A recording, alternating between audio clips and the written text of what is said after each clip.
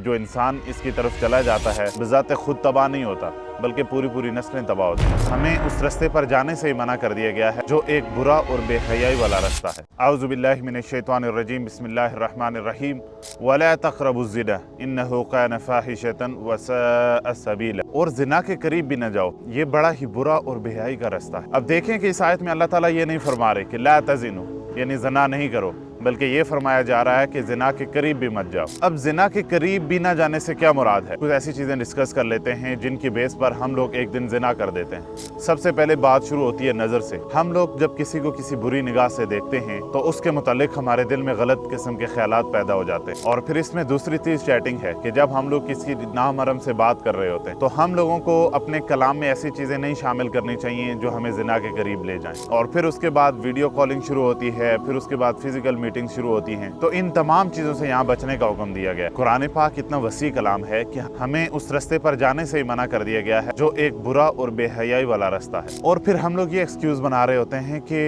हमारा दिल तो साफ है, हमारा कुछ भी इस तरह का करने का इरादा तो नहीं है, वो तो मेरे कज़नों की तरह है, वो तो मेरे भाइयों की तरह है, वगैरह वगैरह। इन तमाम चीज़ों की वजह से हम ऑलरेडी उस रास्ते पर होते हैं जो हमसे एक दिन ज़िना करवा देता है। इसके लिए सिंपल सा फार्मूला है कि अगर आपने ज़िना से बचना है तो जैसे अल्लाह ताला फरमा रहे हैं कि ज़िना की तरफ, ज़िना के करीब ले जाने वाली तमाम चीज़ों से बचना होगा। चाहे आपको कोई मूवी ड्रामा ट्रिगर करता है, कोई इस तरह की वीडियो आपको ट्रिगर करती है, किसी से बातचीत करना आपको इस चीज़ की तरफ लेके जा रहा है, तो हमें उस चीज़ को फ़ौरन रोकना होगा ताकि हम लोग ज़िना जैसे कबीरा गुनाह से बच सकें। और ये एक ऐसा बुरा और बेहयाई वाला काम है कि जो इंसान इसकी तरफ चला जाता है फिर वो इंसान बज़ाते खुद तबाह नहीं होता बल्कि पूरी पूरी नस्लें तबाह होती हैं। और ये एक ऐसी एडिक्शन है, इसका कोई इख्तिताम नहीं है। तो अगर आप इस बुरे रास्ते पर चल पड़े तो आपका अंजाम बहुत बुरा हो सकता है। तो अल्लाह ताला से दुआ करनी चाहिए कि अल्लाह ताला हमें उन तमाम कामों से बचने की तौफीक दें जिनकी तरफ से या जिनकी बिना पर हम लोग ज़िना की तरफ जा सकते हैं।